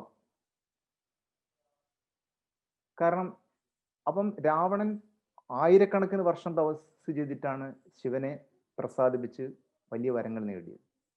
ഇത് കഠിനമായ അധ്വാനിച്ചിട്ടാണ് നേടിയത്. അതുപോലെ നമ്മളും കഠിനമായ പ്രയത്നം ഉള്ളിലുണ്ടാവണം. Personal research about investing avenues and products is important. നമ്മുടെ അവന്യൂസിൽ പല ചതികളും ഉണ്ടാവും, നമ്മളതെല്ലാം മനസ്സിലാക്കണം. നമ്മുടെ പ്രോഡക്ട്സിന്റെ ഇമ്പോർട്ടൻസ് ഒക്കെ നമ്മൾ ശരിക്കും മനസ്സിലാക്കണം. നമ്മൾ റിട്ടയർമെന്റ് കാലഘട്ടത്തിലായിരിക്കും നമ്മൾ മനസ്സിലാക്കുന്നത് അത് ഇങ്ങനെ ഒരു പ്രശ്നമുണ്ടെങ്കിൽ നമുക്ക് ഇത്ര പണമില്ല, ഇത്ര ടാക്സ് അതിലേക്ക് പോകും, ഇത്ര ഇത് പോകും, അങ്ങനെ പല കാര്യങ്ങളും അത്രയോ ആളുകൾക്ക് അങ്ങനെ സംഭവിച്ചിട്ടുണ്ട്. അപ്പം നമ്മൾ അതിനെക്കുറിച്ച് പേഴ്സണൽ റിസർച്ച് ഒക്കെ നന്നായിട്ട് നടത്തിയിരിക്കണം. എന്നിട്ടേ ഇൻവെസ്റ്റ് ചെയ്യാൻ പാടുള്ളൂ. Good lineage is not enough to succeed. നമ്മൾ വലിയ പാരമ്പര്യമുള്ള ആളാണ് എന്നൊന്നും പറഞ്ഞിട്ട് കാര്യമില്ല. നമ്മുടെ പാരമ്പര്യം അപ്പൂപ്പന് ആനപ്പുറത്തിരുന്ന് തഴമ്പുണ്ടായി എന്ന് പറഞ്ഞിട്ട് കൊച്ചുമകൻ എന്താണ് കാര്യം? Ravana was the great grandson of Bhuvana, but his own actions ultimately defined him. Bhuvana എന്ന് പറയുന്ന വലിയൊരു പാരമ്പര്യത്തിൽ നിന്ന് വന്ന ആളായിരുന്നു രാവണ. കുബേരനാണ് അദ്ദേഹത്തിന്റെ ശരിക്കും ബ്രദർ കുബേരനെയാണ്. കുബേരയൊക്കെ വളരെയേറെ സമ്പന്നതയുടെ ഇത് തന്നെയാണല്ലോ. You may inherit wealth, but how you invest and spend will define how rich you become. അപ്പം നമ്മുടെ പാരമ്പര്യമായിട്ട് നമുക്ക് ഒരുപാടുകൾ സ്വത്തെല്ലാം കിട്ടിയിട്ടുണ്ടായിരിക്കാം. പക്ഷെ അത് നമ്മൾ എങ്ങനെ ഇൻവെസ്റ്റ് ചെയ്യുന്നു എന്നുള്ളതിന് ഡിപ്പെൻഡാണ്. നമ്മൾക്ക് പാരമ്പര്യമായി കിട്ടിയത് അതുപോലെ നിലനിർത്തുന്നുണ്ടോ, അത് നഷ്ടപ്പെടുത്തുന്നുണ്ടോ, അല്ലെങ്കിൽ അതിനെ പല ടൈംസ് ആയിട്ട് വളർത്തുന്നുണ്ടോ. ഇത് മൂന്നും നമുക്ക് സംഭവിക്കാം. ഇതെന്തിനെ ഡിപ്പെൻഡ് ചെയ്താണ്? നമ്മൾ എങ്ങനെ ഇൻവെസ്റ്റ് ചെയ്യുന്നു എന്നുള്ളതിനെ ഡിപ്പെൻഡ് ചെയ്താണ് ഇരിക്കുന്നത്. പല ആളുകളും അവരുടെ പാരമ്പര്യമായി കിട്ടിയത് നശിപ്പിക്കുന്നുണ്ട്. അത് വേണ്ട രീതിയിൽ അവർക്ക് ഉപയോഗപ്പെടുത്താൻ പറ്റുന്നില്ല. ചില ആളുകൾ ത്രൈവ് ചെയ്യുന്നുണ്ട്. അടുത്ത പോയിന്റ് നോക്കാം. Right application of knowledge is important. ശരിയായ, നമുക്ക് നോളജ് ഉണ്ടെന്ന് പറഞ്ഞ കാര്യമില്ല, ശരിയായ അപ്ലിക്കേഷൻ ആണോ, നമ്മുടെ നോളജ് ശരിയായ രീതിയിൽ നമ്മൾ അപ്ലൈ ചെയ്യുന്നുണ്ടെങ്കിലേ നമ്മൾക്ക് നോളജ് ഉണ്ട് എന്നുള്ളതിൽ കാര്യമുള്ളൂ. ഞാനൊരു നോളജ് എവിടുന്നെങ്കിലും കിട്ടി, പക്ഷെ അതൊരു വിശദമാക്കി മാറ്റുന്നില്ലെങ്കിൽ നോളജ് എനിക്ക് കിട്ടിയോണ്ട് എന്താണ് പ്രയോജനം? Ravana was great scholar, but his knowledge of Vedas did not help when he decided to kidnap Sita. സീതയെ അപഹരിക്കാൻ പോയ സമയത്ത് അദ്ദേഹത്തിന്റെ ഒരു നോളജും അദ്ദേഹത്തിന് അപഹരിക്കാതിരിക്കാൻ ഉപകാരപ്പെട്ടില്ല. ആ ഒരൊറ്റ കാരണത്താൽ തന്നെ അദ്ദേഹം തകർന്നടിഞ്ഞുപോയി. അപ്പൊ നമുക്ക് നോളജ് ഉണ്ട് എന്ന് പറഞ്ഞിട്ട് കാര്യമില്ല, അത് നമ്മൾ അപ്ലൈ ചെയ്യുന്നുണ്ടോ എന്നുള്ളതിലാണ് കാര്യം. നോളജ് നമുക്ക് പല സ്ഥലത്ത് നിന്ന് കിട്ടും. Investing knowledge is off baked if you don't consider tax implication. അപ്പം നമ്മൾ ഒരു ഹാഫ് ബേക്ക്ഡ് ആണ് നോളജ്. കാരണം എന്താണ്? നമുക്ക് ടാക്സ് ഇംപ്ലിക്കേഷനെ കുറിച്ച് നമുക്ക് അറിവില്ല. നമ്മൾ അതിൻ്റെ ഇൻട്രസ്റ്റ് റേറ്റും അതിൻ്റെ ഇൻകവും ഒക്കെ കണക്കൂട്ടിയൊക്കെ ഇതാണ്. പക്ഷെ കുറച്ചു കാലം കഴിയുമ്പോഴായിരിക്കും അതിനെ മനസ്സിലായി ഇത്ര ടാക്സ് അങ്ങനെ പോവും ഇങ്ങനെ പോവും. ഒരു ഉദാഹരണം പറയാം, ബാങ്ക് ഡെപ്പോസിറ്റിന് നമ്മൾ ടാക്സ് ഉണ്ട്, അതേ സമയത്ത് ഡെപ്റ്റ് ഫണ്ടിന് ടാക്സ് ഉണ്ടോ? ഇല്ല. അങ്ങനെ നമ്മൾക്ക് ഇത് ആളുകൾക്ക്, പല ആളുകൾക്കും അറിയില്ല. പല ആളുകൾക്ക് അറിയാം, പക്ഷെ മിക്ക ആളുകളും ഇതിൽ പൊഴുകുന്ന എങ്ങനെയാണെങ്കിൽ ഏജന്റുമാരോ മറ്റുള്ള ആളുകളോ അവർക്ക് അവരുടേതായ താല്പര്യങ്ങൾ ഉണ്ടാവും. അവരുടെ കോട്ട തയ്ക്കണം, അവരുടെ അങ്ങനെ പല, അവർക്ക് ഇപ്പം ടാർഗറ്റ് ആണ് ഓരോ കമ്പനിക്കും. അങ്ങനെ ടാർഗറ്റ് തയ്ച്ചാൽ കമ്പനി പല ഓഫറുകളും കൊടുക്കും, ഇൻസെന്റീവ് ഉണ്ട്, പലതും ഉണ്ട്. അതിനനുസരിച്ച് അവർക്ക് അത് ഉണ്ടാക്കലാണ് അവരുടെ ലക്ഷ്യം. നമ്മൾക്ക് ഇതിനെക്കുറിച്ചൊരു ചെറിയ ഒരു അറിവ് ഇല്ലെങ്കിൽ നമ്മൾ ഇതിൽ വലിയ കുഴപ്പത്തിൽ പോയി. One must take care one's asset. ഒരാളുടെ അസറ്റിന്റെ മുഴുവൻ ഉത്തരവാദിത്വവും അവർക്കാണ്. നമ്മുടെ ഫിനാൻഷ്യലിന്റെ ആൾക്കോ അല്ലെങ്കിൽ നമ്മുടെ അതിനെ ഏൽപ്പിക്കുന്ന ആളുകൾക്കോ ഒന്നും യാതൊരുവിധ ഉത്തരവാദിത്വമില്ല. അതിന്റെ പൂർണ്ണ ഉത്തരവാദിത്വം നമുക്കാണ്. The proficient king Lanka prospered under his rule.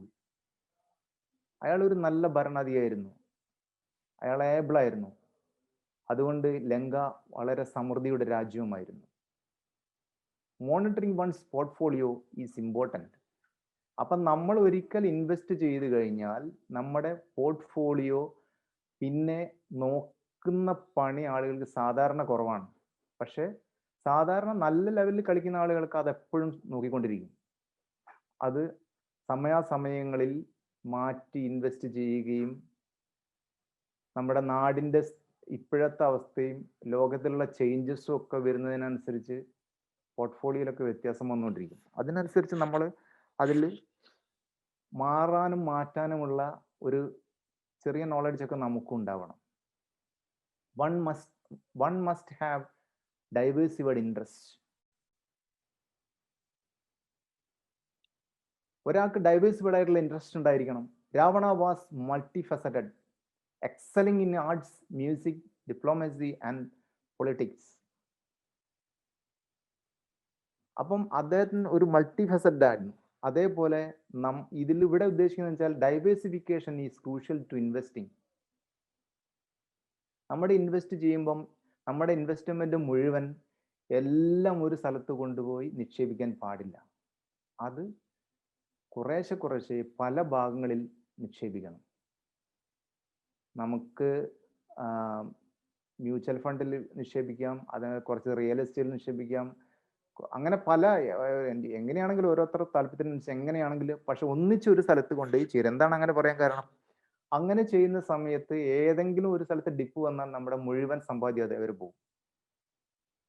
അതേ സമയത്ത് നമ്മൾ പല സ്ഥലങ്ങളിലാണ് ഇൻവെസ്റ്റ് ചെയ്യുന്നതെങ്കിൽ എവിടെയെങ്കിലും ഒരു ഡിപ്പ് വന്നാൽ നമ്മൾ ഏതെങ്കിലും ഒരു ഭാഗത്ത് പൊന്തും. ലോ ഓഫ് ആവറേജ് എന്ന് പറഞ്ഞ ഒരു തിയറി ഉണ്ട്. നമ്മൾ കുറേ നല്ല കാര്യങ്ങളും കുറേ ചീത്ത കാര്യങ്ങളും ചെയ്തു കഴിഞ്ഞാൽ ഇതിന്റെ ടോട്ടൽ ഒരു കണക്കെടുക്കുമ്പം നല്ല കാര്യങ്ങൾ എപ്പോഴും കുറച്ച് മേലെ ഉണ്ടാവും, അത് കുറച്ച് കൂടുതലായിരിക്കും. അതാണ് അതിൻ്റെ ഒരു തിയറി. അപ്പം നമ്മൾ അത് ഒരു സ്ഥലത്ത് തന്നെ മുഴുവൻ ഇൻവെസ്റ്റ് ചെയ്യാതെ കുറേശ്ശെയായി ഇൻവെസ്റ്റ് ചെയ്യുന്നതാണ് ബുദ്ധി. Stick to ethics and rules. നമ്മുടെ എത്തിക്സ് റൂൾസിലും നമ്മൾ മുറുകെ പിടിക്കണം. Ravana was true gentleman. He did not harm Sita and even helped Lord Rama perform yagya to cross over to Lanka. അത് അത്ര ജെന്റിൽമാൻ ആയതുകൊണ്ടായിരുന്നു സീതയെ അപഹരിച്ചു കൊണ്ടുപോയിട്ട് അവരെ ഒരു പ്രത്യേകം സ്ഥലം താമസിക്കാനുള്ള സൗകര്യം ഏർപ്പെടുത്തി അവരായിട്ട് അപമര്യാദയായിട്ട് ഒരു വാക്കുകൾ കൊണ്ട് പോലും അദ്ദേഹം പെരുമാറില്ല. അത് അത്രയ്ക്ക് ജെന്റിലായിരുന്നു. അതേപോലെ നമ്മുടെ എത്തിക്സും റൂൾസും നമ്മൾ മുറുകെ പിടിക്കണം. Lord Rama, don't take shortcuts while investing. Make a full disclosure while buying insurance. Short cut ഒന്നും എടുക്കാൻ പാടില്ല. ചില ആളുകൾ നമ്മൾ ഇൻഷുറൊക്കെ എടുക്കുന്ന സമയത്ത് ആരോഗ്യത്തിൻ്റെ കാര്യത്തിലൊക്കെ ചില ഇത് മറച്ചൊക്കെ വെച്ച് കളി. ഏജന്റും എന്ത് ചെയ്യും, ചിലപ്പം കണ്ണും തൽക്കാലം അദ്ദേഹത്തിന് ഈ കാര്യം നടക്കണമല്ലോ. പക്ഷേ നമുക്ക് ക്ലെയിം ചെയ്യുന്ന സമയത്ത് നമ്മൾ പിടിക്കും, ഉറപ്പായിട്ടും പിടിക്കും. കാരണം ഇൻഷുർ കമ്പനി അങ്ങനെ പലരും പല സ്ഥലത്തും കംപ്ലൈൻ്റ് ഒക്കെ പറയുന്നത് നമ്മൾ എത്രയോ കേട്ടിട്ടുണ്ട്. കാരണം ആ ഇൻഷുർ കമ്പനി തന്നില്ല, അവർ നമുക്ക് അവസാനം പൈസ ഇങ്ങനെ തന്നില്ല, അങ്ങനെ ആക്കി ഇങ്ങനെ കട്ട് ചെയ്ത് നോക്കാം. അതിങ്ങനെ ചില മിസ്റ്റേക്കുകൾ കൊണ്ട് സംഭവിക്കാറുണ്ട്. അപ്പോൾ ഈ കുറുക്ക് വഴി എപ്പോഴും ദുർഘടമാണ്. കുറുക്ക് വഴിക്ക് നമ്മൾ പോകാൻ പാടില്ല. കുറുക്ക് വഴി ദുർഘടമാണെന്നുള്ളത് എനിക്ക് പഠിക്കാനുള്ള ഒരു പാഠത്തിനുണ്ട്. കുറുക്ക് വഴി ദുർഘടമാണ്. അന്ന് എനിക്ക് ഓർമ്മ കുറുക്ക് വഴി ദുർഘടമാണ്.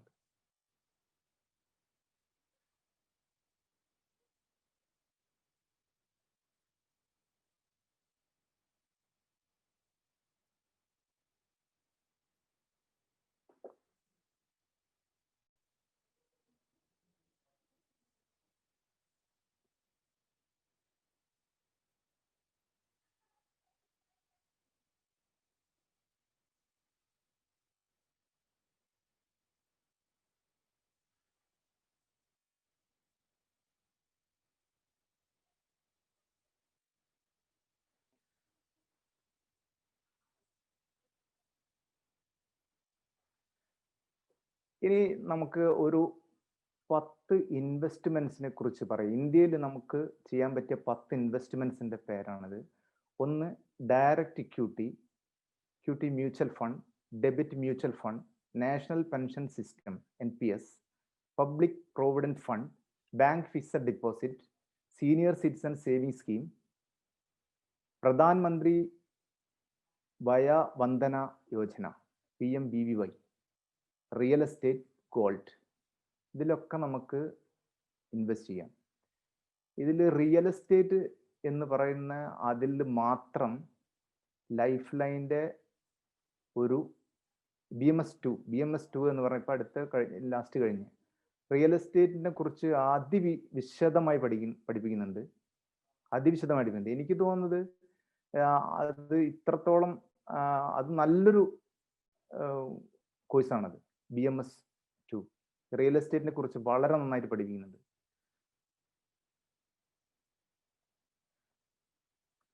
ഇനി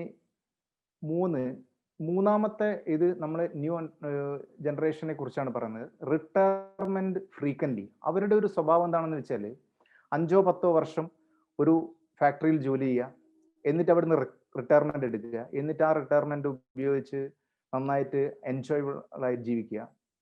അത് കഴിഞ്ഞ് വീണ്ടും ഒരു പുതിയ ഫാക്ടറിയിൽ കയറുക, അവിടെയും എൻജോയ്മെന്റ് ജീവിക്കുക. ഇതൊക്കെയാണ് അവരുടെ ഒരു സ്റ്റൈല്. പക്ഷെ മുമ്പുള്ള ആളുകൾ എങ്ങനെയാണ്, ഒരു കമ്പനിയിൽ ചേർന്ന് കഴിഞ്ഞാൽ കംപ്ലീറ്റ് പിന്നെ അവിടെ മരണം വരെ അവർ അവിടെ തന്നെയാണ്. അത് കഴിഞ്ഞ് അവർക്കൊരു എൻജോയ്മെന്റ് ഇല്ല. ഈ ന്യൂ ജനറേഷനെ സംബന്ധിച്ച് എന്താണ്, ഇങ്ങനെ മാറുന്നത് കൊണ്ട് അവർക്ക് ആവർത്തന വിരസത ഉണ്ടാകുന്നില്ല, കൂടുതൽ പണം കിട്ടും. മാത്രമല്ല ഇവർ എന്ന് പറഞ്ഞാൽ ഈ സ്കില്ലുകളൊക്കെ അടിക്കടി ഡെവലപ്പ് ചെയ്യുന്ന ആളുകളാണ്. ഒരു കമ്പനിയിൽ ജോലി ചെയ്ത് 5-10 വർഷം ഒരു കമ്പനിയിൽ ജോലി ചെയ്ത് ആ കമ്പനിയെ 5 വർഷം കൊണ്ടല്ല 10 വർഷം കൊണ്ട് നല്ല ലെവലിൽ പൊന്തിച്ചിട്ടുണ്ടാവും. അപ്പോൾ അവിടുന്ന് അവർ റിട്ടയർമെന്റ് വാങ്ങുമ്പം അടുത്ത കമ്പനി വെയിറ്റ് ചെയ്തിരിക്കുകയാണ് ഇയാളെ സ്വീകരിക്കാൻ വേണ്ടി. അവർക്ക് പറഞ്ഞ സാലറി കൊടുത്ത് അവർ സ്വീകരിക്കും. കാരണം അങ്ങനെ സ്കില്ല് ഡെവലപ്പ് ചെയ്യുന്നവർക്കാണ്. അത് ഒരു ന്യൂ ജനറേഷന്റെ ഒരു പ്രത്യേകതയാണ്. നാലാമത്തത് reluctance to work. One is not reluctant to work. ജോലി ചെയ്യാനുള്ള വിമുഖത മടിയല്ല. അത് ശരിക്കും ബിൽ ഗേറ്റ്സ് ഒരിക്കൽ അദ്ദേഹത്തിന്റെ ഒരു ഇന്റർവ്യൂവിൽ പറയുന്നത് കേട്ടാണ് ഞാൻ. എൻ്റെ ഈ മൈക്രോസോഫ്റ്റ് എന്ന സ്ഥാപനം ഇത്ര വളരാൻ കാരണം മടിയന്മാരായ കുറെ ജോലിക്കാരെ എനിക്ക് കിട്ടി എന്നുള്ളതാണ്.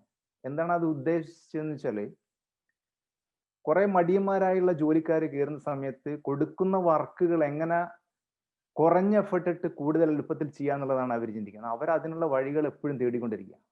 ശരിക്കും മൈക്രോസോഫ്റ്റിനെ ഇത്ര വലുതാക്കിയത് അതാണ് കാരണം എന്ന് അദ്ദേഹം പറയുന്നു. അതാണ് ഇവിടെ ഉദ്ദേശിച്ചിരിക്കുന്നത്. Reluctance to work. One is not reluctant to work. If you try to do one thing, do it now. നിങ്ങൾ എന്തെങ്കിലും ചെയ്യാൻ ഉദ്ദേശിക്കുന്നുണ്ടെങ്കിൽ അതിപ്പോ തന്നെ ചെയ്യുക. ശുഭസ്യ ശീഘ്രം. അല്ലാതെ അത് മാറ്റിവെക്കാൻ പാടില്ല. അത് നാളെ എന്ന് പറഞ്ഞാൽ നമ്മളിപ്പം ഒരു കമ്പനി തുടങ്ങണം എന്ന് ഉദ്ദേശിച്ചു കഴിഞ്ഞാൽ അത് തുടങ്ങാനുള്ള കാര്യങ്ങൾ എല്ലാം റെഡി ആയോ, അല്ലെങ്കിൽ അതിന്റെ എല്ലാ പ്രൊസീജിയർ ആയോ, അങ്ങനെ നമ്മൾ ഇപ്പോൾ തന്നെ തുടങ്ങുക. അതിന് നമ്മൾ എന്താണ് വേണ്ടത്? Find A mentor, improve your business knowledge immediately. നമ്മുടെ ബിസിനസ് നോളജ് പെട്ടെന്ന് നമ്മൾ വർദ്ധിപ്പിക്കണം. അതിന് നമ്മൾ മെന്റർ ഉണ്ടായിരിക്കണം. വിജയൻ സാറിന്റെ മെന്റർഷിപ്പ് എടുത്തൊക്കെ ആളുകളുണ്ട്, പക്ഷെ അദ്ദേഹത്തിന് അങ്ങനെ കിട്ടുന്നുള്ള അറിയില്ല. പക്ഷെ സാധാരണ രീതിയിലുള്ള ആൾക്കാരൊക്കെ മെന്ററായിട്ട് ചെറിയ ബിസിനസ് നടത്തുന്നവർക്കെല്ലാം എടുക്കാൻ പറ്റും. പിന്നെ ഇതാണ് research information to increase your business knowledge. നമ്മുടെ ബിസിനസ് നോളജ് വർദ്ധിപ്പിക്കാൻ വേണ്ടി നമ്മൾ നിരന്തരം ഇൻഫർമേഷൻ റിസർച്ച് നടത്തിയിരിക്കണം, ഇൻഫർമേഷൻ കിട്ടാൻ വേണ്ടി. കാരണം എന്താണ് ഈ റിസർച്ച്? നമ്മുടെ തുടങ്ങാൻ പോകുന്ന ബിസിനസ്സിൽ അതിന്റെ സാധ്യത എന്താണ്, എങ്ങനെയാണെന്നുള്ളതൊക്കെ നമ്മൾ റിസർച്ച് ചെയ്യും. ഇനി നടക്കുന്ന കമ്പനിയാണെങ്കിൽ അതെങ്ങോട്ടാണ് പോകുന്നത്, അത് എത്രത്തോളം നമ്മൾ ഉണ്ടാക്കുന്ന പ്രോഡക്റ്റിന് എത്രത്തോളം അതിന് നിൽക്കാൻ പറ്റും, അതിൽ ഏതെല്ലാം ഇന്നോവേഷൻസ് നമ്മൾ ഇനി കൊണ്ടുവരണം, അല്ലെങ്കിൽ ഈ ലെവലുള്ള കമ്പനികൾ ഏതെല്ലാം ഇന്നോവേഷൻസ് ആണ് കൊണ്ടുവരാൻ സാധ്യതയുള്ളത്, ഏതെല്ലാം കൊണ്ടുവന്നിട്ട് നമ്മൾ അതിനെക്കുറിച്ചെല്ലാം പഠിച്ചുകൊണ്ടിരിക്കണം. Learn from experts. നമ്മൾ എപ്പോഴും വളരെ എക്സ്പേർട്ട് ആയുള്ള ആളുകളിൽ നിന്ന് വേണം പഠിക്കാൻ. Get business degree.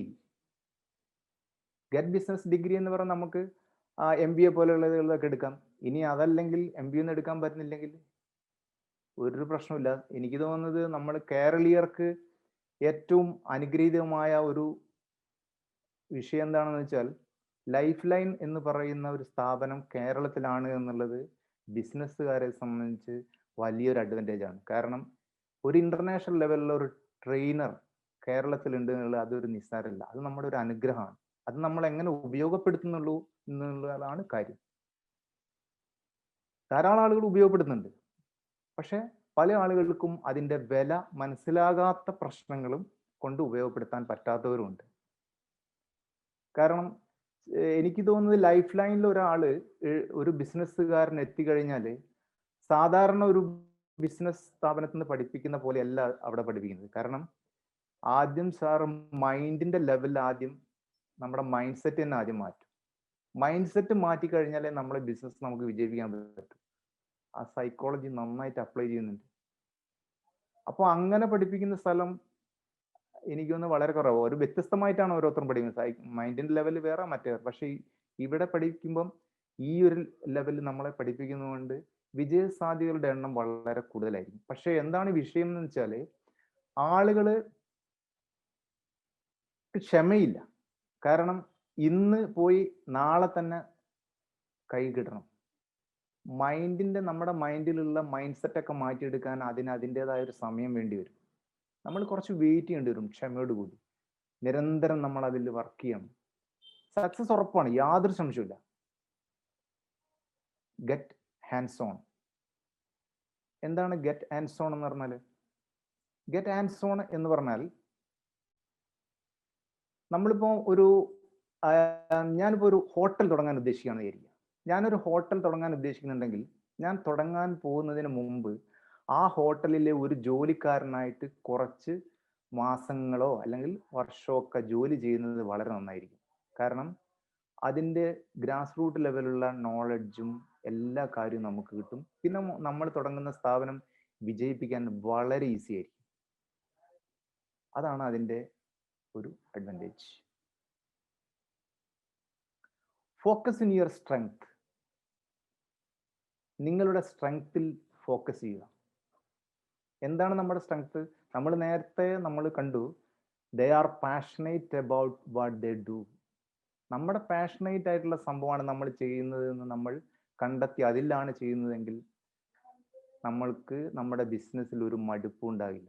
Hard work എന്ന് നമ്മൾ പറയുന്ന സമയത്ത് ആളുകൾ വിചാരിക്കും, ഹാർഡ് വർക്കൊക്കെ ഭയങ്കരതല്ലേ, ഹാർഡ് വർക്ക് ചെയ്യാൻ പാടില്ല, നമ്മൾ സ്മാർട്ട് വർക്ക്. സത്യത്തിൽ പാഷനേറ്റ് ആയിട്ടുള്ള ഒരാൾ ഹാർഡ് വർക്ക് എന്ന് നമുക്ക് തോന്നുന്നതാണ്. അദ്ദേഹം ചിലപ്പോൾ 24 ഹവറും അതുകൾ ചിന്തിക്കുകയും ചെയ്യുന്നുണ്ടാവും. പക്ഷെ അദ്ദേഹത്തിനെ സംബന്ധിച്ച് അതൊരു ഹാപ്പിയാണ്, നോ പ്രോബ്ലം. കാരണം അദ്ദേഹം അതിൽ പാഷനേറ്റ് ആണ്. അതേസമയത്ത് പാഷനേറ്റ് അല്ലാത്ത ഒരാളെ സംബന്ധിച്ച് അത് ഹാർഡ് വർക്ക് തന്നെയാണ്. They are innovative. അതൊരു സ്ട്രെങ്ത് ആണ്. നമ്മൾ ഇന്നോവേറ്റീവ് ആണോ? ഇന്നോവേറ്റീവ് ആയിരിക്കണം. They aren't afraid to take a chance. അവസരങ്ങൾ മുതലെടുക്കാൻ അവരെപ്പോഴും സന്നദ്ധരാണ്. എപ്പോഴാണോ നമുക്കൊരു ചാൻസ് കിട്ടുന്നത് അത് അവർ ഉപയോഗപ്പെടുത്തും. They are willing to work hard. അവർ കഠിനമായി വർക്ക് ചെയ്യാൻ തയ്യാറാണ്. They know how to manage money and people. അവർക്ക് നന്നായിട്ടറിയാം എങ്ങനെ മണി മാനേജ് ചെയ്യണം എന്നുള്ളത്. They ready to super change your entrepreneurship skill. നിങ്ങൾ റെഡിയാണോ നിങ്ങളുടെ എന്റർപ്രണർഷിപ്പ് ചേഞ്ച് ചെയ്യാൻ വേണ്ടി? ഇനി നമ്മൾ സോട്ട് അനാലിസിസിന്റെ ഒരു ഇത് അവിടെ കൊടുത്തിട്ടുണ്ട്. സ്ട്രെങ്ത്, വീക്ക്നെസ്, ഓപ്പർച്യൂണിറ്റീസ്, ത്രെഡ് എന്ന് പറഞ്ഞിട്ട്. അത് നമുക്ക് സമയം ഉണ്ടെങ്കിൽ പറയാം, അല്ല നമുക്ക് ഒന്ന് ഓടിച്ചത് കാര്യം പറയാം. അതെന്താണ് നമ്മൾ ഉദ്ദേശിക്കുന്നത് വെച്ചാൽ, നമ്മുടെ സ്ട്രെങ്ത് കുറെ കാര്യങ്ങൾ ഉണ്ടാവും, നമ്മുടെ ഓപ്പർച്യൂണിറ്റീസ് ഉണ്ടാവും. വീക്ക്നെസ് എന്ന് പറയുന്നത് നമ്മൾ കുറച്ച് ഡെലിഗേഷൻ ചെയ്യേണ്ടി വരും. ത്രെഡ്സ് ഉണ്ടാവും. ഇത് നമ്മുടെ എനിക്ക് തോന്നുന്ന അടുത്ത ദിവസം നമ്മുടെ ക്ലാസ് തന്നെ ആരോ അതിനെ നല്ല വിശദമായിട്ട് പറഞ്ഞിട്ടുണ്ട്. നമുക്ക് അടുത്തതിൽ നോക്കാം. 7, no big deal with over time. അധിക സമയം കൊണ്ട് പ്രയോജനമില്ല. Many people feel that if they have more time, they will not be able to do more. അതാണ് ആളുകളുടെ അനുഭവം. അധിക സമയം ഉണ്ടായതുകൊണ്ട് അവർക്കൊരു ഗുണം ഉണ്ടായിട്ടില്ല. അത് തെറ്റിദ്ധാരണയാണ്. എനിക്ക് സമയം ഉണ്ടായിരുന്നുവെങ്കിൽ ഉള്ള സമയം ഫലപ്രദമായി യൂട്ടിലൈസ് ചെയ്യുക എന്നുള്ളതാണ് നമ്മുടെ വിജയം. അല്ലാതെ നമുക്ക് അധിക സമയം ഉണ്ടായാൽ നമുക്കൊന്നും ചെയ്യാൻ സാധ്യമല്ല. ഉള്ള സമയം നമ്മൾ എങ്ങനെ ഉപയോഗപ്പെടുത്തുന്നു എന്നുള്ളതാണ് ഇതെല്ലാം ന്യൂ ജനറേഷന്റെ പ്രത്യേകതകളാണ് നമ്മൾ പറയുന്നത്. നമ്മളത് പ്രത്യേകം കാണണം. Focus on important. എന്താണ് നമ്മുടെ ഒരു ഓർഗനൈസേഷനെ സംബന്ധിച്ച് ഏറ്റവും പ്രധാനപ്പെട്ടത്, അതിൽ നമ്മൾ ഫോക്കസ് ചെയ്തിരിക്കണം. പർപ്പസ്. ഒരു സ്ഥാപനത്തിന് എപ്പോഴും അല്ലെങ്കിൽ ഒരു വ്യക്തി എന്തായാലും ഒരു പർപ്പസ് ഉണ്ടാവും. ആ പർപ്പസിനെ ലക്ഷ്യമാക്കിയിട്ടായിരിക്കും അദ്ദേഹത്തിന്റെ എല്ലാ കാര്യങ്ങളും പോകുന്നത്. അതിന് അയാൾക്കൊരു വാല്യൂസ് ഉണ്ടാവും. ഒരാളുടെ വാല്യൂസ് ആയിരിക്കില്ല വേറൊരാളുടെ. ടാറ്റയുടെ വാല്യൂസ് വേറെയാണ്, റിലയൻസിന്റെ വേറെയാണ്. ഓരോ വ്യക്തികൾ ആരാണോ സ്ഥാപിച്ച ആ വ്യക്തികളുടെ വാല്യൂസ് ആയിട്ട് അത് ബന്ധപ്പെട്ട് കിടക്കുന്നത് തന്നെയാണ്. ആരാണോ അതിന്റെ ഫൗണ്ടർ, അവരുടെ വാല്യൂ ആണ് ആ സ്ഥാപനത്തിന്റെ വാല്യൂ. പ്രിൻസിപ്പിൾസ് ഉണ്ടാവും, അവരുടേതായ വിഷൻസ് ഉണ്ടാവും, ഗോൾസ് ഉണ്ടാവും. ആ ഗോൾസ് വർഷങ്ങളുടേതുണ്ടാവും, 5 വർഷം, 3 വർഷം, 1 വർഷം, 6 മാസം, 3 മാസം, 1 മാസത്തെ. അങ്ങനെയാണെങ്കിൽ നമുക്ക് ഈ വീക്കും എന്തൊക്കെയോ അതിന്റെ ഭാഗങ്ങൾ ചെയ്യാനുണ്ട്. 8ാമത്തെ ഇത് what matters is how long it takes it make money. നമ്മൾ എത്ര സമയം കൊണ്ട് എത്ര പണം ഉണ്ടാക്കി എന്നുള്ളതല്ല കാര്യം, നമ്മൾ എത്ര സമയം കൊണ്ട് ഉണ്ടാക്കി എന്നുള്ളതിലാണ് കാര്യം. എത്ര സമയമെടുത്തു. അല്ലാതെ നമ്മൾ ജീവിതകാലം മുഴുവൻ അങ്ങ് നമ്മൾ അത്രയും ഇതായിട്ട് എൻജോയ്മെന്റും ചെയ്യാതെ പണം ഉണ്ടാക്കി അതുകൊണ്ട് കാര്യമില്ല. നമ്മൾ എത്ര സമയം കൊണ്ട് ഉണ്ടാക്കി എന്നുള്ളതാണ് കാര്യം. അതും ന്യൂ ജനറേഷന്റെ ഇതിൽ. ഇതാണ് 8 പോയിന്റ്സ്. ഇനി നമ്മൾ സമയത്തിന്റെ ഇമ്പോർട്ടൻസ്, നോട്ട് ഇമ്പോർട്ടൻസ് എന്ന് പറഞ്ഞ ഒരു സംഭവം ഇതിൽ പ്രധാനപ്പെട്ട സംഭവമാണ്. ഏതായാലും നമ്മുടെ സമയത്തിന്റെ ഇത് ഏകദേശം ആയതുകൊണ്ട് നമുക്ക് നിർത്താമെന്ന് തോന്നുന്നു.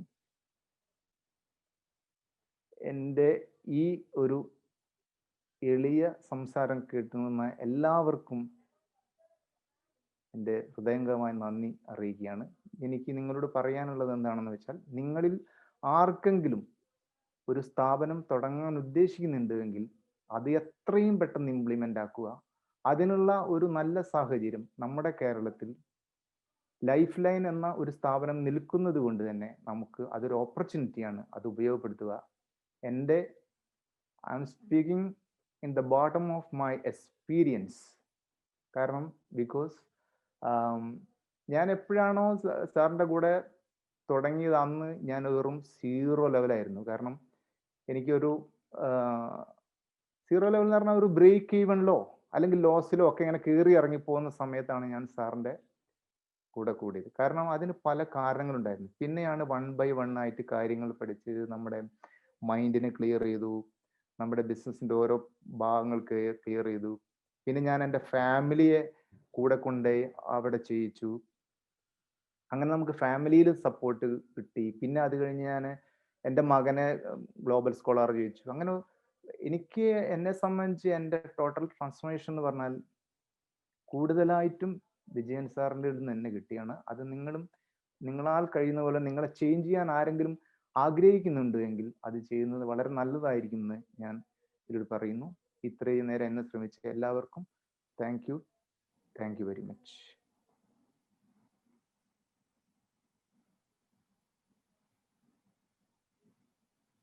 Yes, thank you, Mr. Babu. Thank you, ma'am. We are really blessed this evening to hear from you. And everyone, this is a product of Dr. Vijayan. He's with Dr. Vijayan for more than 10 years now. So you can value how much he has established himself, and he's a successful man. At the same time, very unassuming. Thank you. Thank you, ma'am. Thank you. Yes. And tomorrow, it is Sunday. It's Dr. Vijayan's day. Dr. Vijayan will be with us. So we'll meet again tomorrow. And some of us are writing the English exam. All those who are writing the exam, please go ahead, and best wishes. The rest of us, let us all meet at ADT Prime. Till we see you again tomorrow. Bye-bye. Okay, thank you, sir. Thank you, ma'am.